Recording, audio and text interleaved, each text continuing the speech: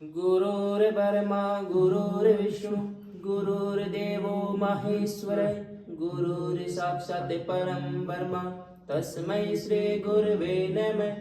ध्यानमूलं गुरुमूर्ति पूजामूलं गुरुपदं ज्ञानमूलं गुरुवाक्य मोक्षमूलं गुरुकृपा। ओम नमो भगवते वासुदेवाय। श्रीमद् भागवत महापुराण। अभी तक हमने जाना कि जब राजा परीक्षित को पता चला कि ऋषि कुमार ने उनको शाप दिया है और आज से 7वें दिन उनकी मृत्यु हो जाएगी, तब वे राजपाट सब छोड़कर गंगा किनारे बैठ गए और वहां से सुखदेव जी मुनि पधारे और उनसे उन्होंने 2 प्रश्न पूछे जो इस पूरी भागवत कथा का सार है कि एक तो मनुष्य को जीवन पर्यंत क्या करना चाहिए और दूसरा जब मनुष्य को उसकी मृत्यु का पता चले तब उसको क्या करना चाहिए। और इसी के साथ प्रथम स्कंद 19 अध्याय के साथ पूरा होता है। आज हम जानेंगे द्वितीय स्कंद का प्रथम अध्याय ध्यान विधि और भगवान के विराट स्वरूप का वर्णन। श्री सुखदेव जी कहते हैं, परीक्षित, तुम्हारा लोकहित के लिए क्या हुआ यह प्रसंग बहुत ही उत्तम है। जय श्री कृष्ण। मनुष्य के लिए जितने भी बातें सुनने, स्मरण करने, कीर्तन करने की हैं, उनमें सब में यह श्रेष्ठ है। जय श्री कृष्ण। आत्मज्ञानी महापुरुष ऐसे प्रसंग का बड़ा आदर करते हैं। जय श्री कृष्ण। राजेंद्र जो गृहस्थ घर के काम धंधों में उलझे हुए हैं, अपने स्वरूप को नहीं जानते, उनके लिए हजारों बातें कहने, सुनने और सोचने करने की रहती हैं। जय श्री कृष्ण। उनकी सारी उम्र यूं ही बीत जाती है। उनकी रात नींद या स्त्री प्रसंग से कटती है और दिन धन की हाय हाय या कुटुंबियों के भरण पोषण में समाप्त हो जाता है। जय श्री कृष्ण।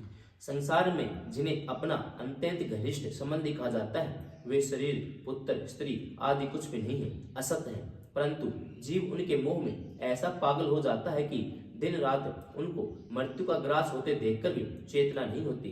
जय श्री कृष्ण। इसलिए परीक्षित, जो अभय पद को प्राप्त करना चाहता है उसे तो सर्व आत्मा सर्व शक्तिमान भगवान श्री कृष्ण की ही लीलाओं का श्रवण, कीर्तन और स्मरण करना चाहिए। जय श्री कृष्ण। मनुष्य जन्म का नहीं, इतना ही लाभ है कि चाहे जैसे हो, ज्ञान से, भक्ति से अथवा अपने धर्म की निष्ठा से जीवन को ऐसा बना दिया जाए कि मृत्यु के समय भगवान की स्मृति अवश्य बनी रहे। जय श्री कृष्ण। परीक्षित, जो निर्गुण स्वरूप में स्थित है एवं विधि निषेध की मर्यादा को लांघ चुके हैं, वे बड़े बड़े ऋषि मुनि भी प्राय भगवान के अनंत कल्याणमय गुण गणों के वर्णन में रमे रहते हैं। जय श्री कृष्ण। द्वापर के अंत में इस भगवत रूप अथवा वेद तुल्य श्रीमद् भागवत नाम के महापुराण का अपने पिता श्री कृष्ण द्वैपायन से मैंने अध्ययन किया है। जय श्री कृष्ण। राज ऋषि, मेरे निर्गुण स्वरूप परमात्मा में पूर्ण निष्ठा है, फिर भी भगवान श्री कृष्ण की मधुर लीलाओं ने बलात् मेरे हृदय को अपनी ओर आकर्षित कर लिया है। जय श्री कृष्ण। यही कारण है कि मैंने उस पुराण का अध्ययन किया। जय श्री कृष्ण। तुम भगवान के परम भक्त हो, इसलिए तुम्हें मैं इसे सुनाऊंगा। जो इसके प्रति श्रद्धा रखते हैं उनकी शुद्ध चित्तवृत्ति भगवान श्री कृष्ण के चरणों में अन्य अन्य प्रेम के साथ बहुत शीघ्र लग जाती है। जय श्री कृष्ण। जो लोग लोक या परलोक किसी भी वस्तु की इच्छा रखते हैं या इसके विपरीत संसार में दुख का अनुभव करके जो इससे विरक्त हो गए हैं और निर्भय मोक्ष पद को प्राप्त करना चाहते हैं, उन साधकों के लिए तथा योग संपन्न सिद्धि ज्ञानियों के लिए भी समस्त शास्त्रों का यही निर्णय है। जय श्री कृष्ण। वे भगवान के नामों का प्रेम से संकीर्तन करें। जय श्री कृष्ण। अपने कल्याण साधन की ओर से असावधान रहने वाले पुरुषों की वर्षों लंबी आयु भी अनजान में ही व्यर्थ बीत जाती है। जय श्री कृष्ण। उससे क्या लाभ? सावधानी से ज्ञान पूर्वक बिताई हुई घड़ी 2 घड़ी भी श्रेष्ठ है, क्योंकि उसके द्वारा अपने कल्याण की चेष्टा तो की जा सकती है। जय श्री कृष्ण। राज ऋषि खटवांग अपनी आयु की समाप्ति का समय जानकर 2 घड़ी में ही सब कुछ त्याग कर भगवान के अभय पद को प्राप्त हो गए थे। जय श्री कृष्ण। परीक्षित, अभी तो तुम्हारे जीवन की अवधि 7 दिन की है। इस बीच में तो तुम अपने परम कल्याण के लिए जो कुछ करना चाहिए सब कर लो। जय श्री कृष्ण। मृत्यु का समय आने पर मनुष्य घबराए नहीं। उसे चाहिए कि वह वैराग्य के शस्त्र से शरीर और उसे संबंध रखने वाले प्रति प्रेम को काट डाले। जय श्री कृष्ण। धैर्य के साथ घर से निकलकर पवित्र तीर्थ के जल में स्नान करे, पवित्र तथा एकांत स्थान में विधि पूर्वक आसन लगाकर बैठ जाए। जय श्री कृष्ण। तत्पश्चात परम पवित्र ए उ मैं इन 3 मात्राओं से युक्त प्रणव का मन ही मन जप करे। जय श्री कृष्ण। प्राण वायु को वश में करके मन का दमन करे और एक क्षण के लिए भी प्रणव को न भूले। जय श्री कृष्ण। बुद्धि की सहायता से मन के द्वारा इंद्रियों को उनके विषयों से हटा ले और कर्म की वासनाओं से चंचल हुए मन को विचार के द्वारा रोककर भगवान के मंगलमय रूप में लगाए। जय श्री कृष्ण। स्थिर चित्त से भगवान के श्री विग्रह में किसी एक अंग का ध्यान करें। इस प्रकार एक एक अंग का ध्यान करते करते विषय वासना से रहित मन को पूर्ण रूप से भगवान में ऐसा तल्लीन कर दे कि फिर और किसी विषय का चिंतन ही न हो। जय श्री कृष्ण। वही भगवान विष्णु पद का परम पद है, जिसे प्राप्त करके मन भगवत प्रेम रूप आदि से आनंद से भर जाता है। जय श्री कृष्ण। यदि भगवान का ध्यान करते समय मन रजोगुण से विक्षिप्त या तमोगुण से मूढ़ हो जाए तो घबराए नहीं, धैर्य के साथ योग धारणा के द्वारा उसे वश में करना चाहिए। जय श्री कृष्ण। क्योंकि धारणा युक्त उक्त दोनों गुणों के दोषों को मिटा देती है।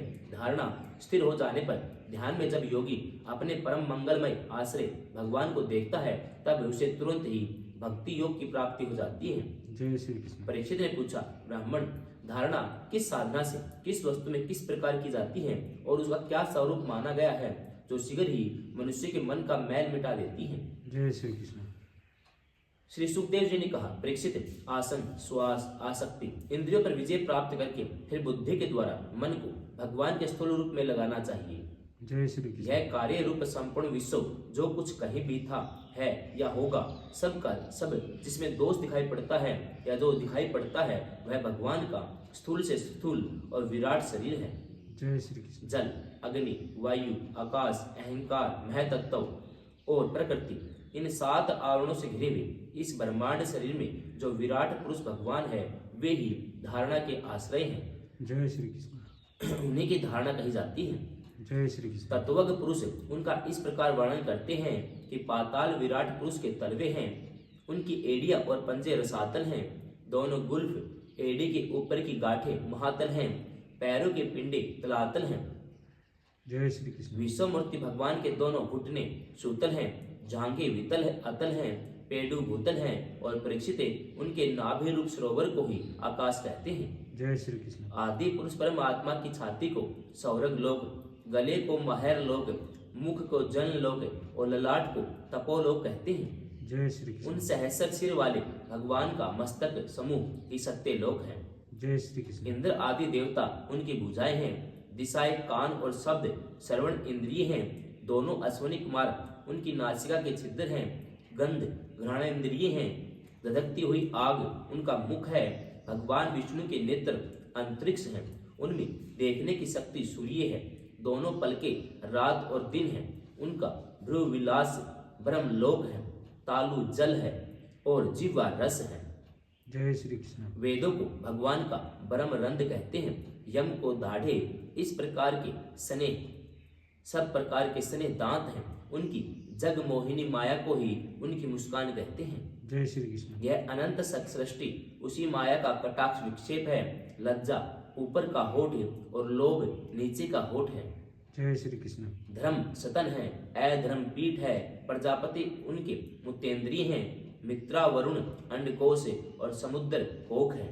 जय श्री कृष्ण। बड़े बड़े पर्वत उनकी हड्डियां हैं, राजन विश्व मूर्ति विराट पुरुष की नाड़ियां नदियां हैं, वृक्ष रोम है, परम प्रबल वायु सुवास है, काल उनकी चाल है और गुणों का चक्कर लगाते रहना ही उनका क्रम है। जय श्री कृष्ण। परीक्षित बादलों को उनके केस मानते हैं, संध्या पूर्ण अनंत का वस्त्र है, महात्माओं ने अव्यक्त मूल प्रकृति को ही उनका हृदय बतलाया है। जय श्री कृष्ण। सब विकारों का खजाना उनका मन चंद्रमा कहा गया है। जय श्री कृष्ण। महतत्व को सर्वात्मा भगवान का चित्त कहते हैं, रुद्र उनके अहंकार कहे गए हैं, घोड़े खच्चर ऊंट और हाथी उनके नख हैं, वन में रहने वाले सारे मृग पशु उनके कटी प्रदेश में स्थित हैं। जय श्री कृष्ण। तरह तरह के पक्षी उनके अद्भुत रचना कौशल हैं, स्वयंभू मनु उनकी बुद्धि है, मनु की संतान मनुष्य उनके निवास स्थान है। जय श्री कृष्ण। गंधर्व विद्याधर चारण अप्सराएं उनके षड्ज आदि सवरों की स्मृति हैं। जय श्री कृष्ण। दत्ते उनके वीर्य हैं, ब्राह्मण मुख क्षत्रिय भुजाएं वैश्य जंगाए और शूद्र उन विराट पुरुष के चरण हैं। जय श्री कृष्ण। विविध देवताओं के नाम से जो बड़े बड़े द्रव्यमय यज्ञ किए जाते हैं वे उनके क्रम हैं।